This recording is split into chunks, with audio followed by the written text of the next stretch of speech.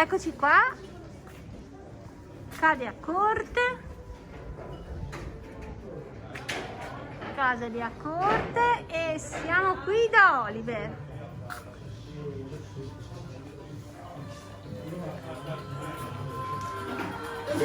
Ci accomodiamo per assaggiare la castradina.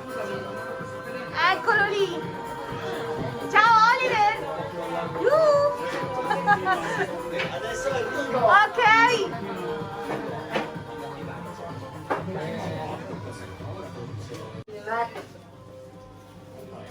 Eccolo qua il nostro Oliver. Buonasera a tutti. Ciao.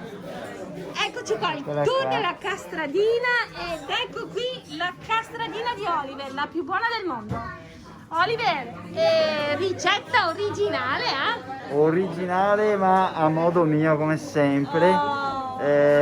Semplice, bisogna bollire il cosciotto di castrato, buttare via la prima acqua dopo mezz'ora, ributtarlo in pentola per almeno 3 ore, anche più, non si sbaglia.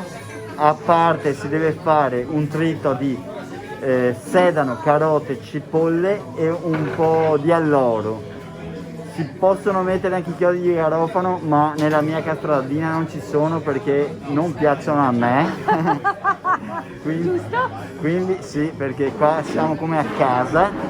E poi si fanno le verze stufate e una volta che sono stufate si buttano dentro il pesto di sedano, carote e cipolle.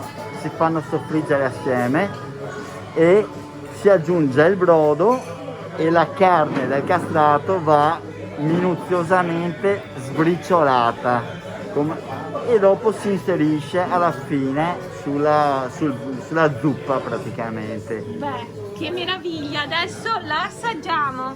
Grazie Oliver. Grazie a voi, buonasera. Grazie.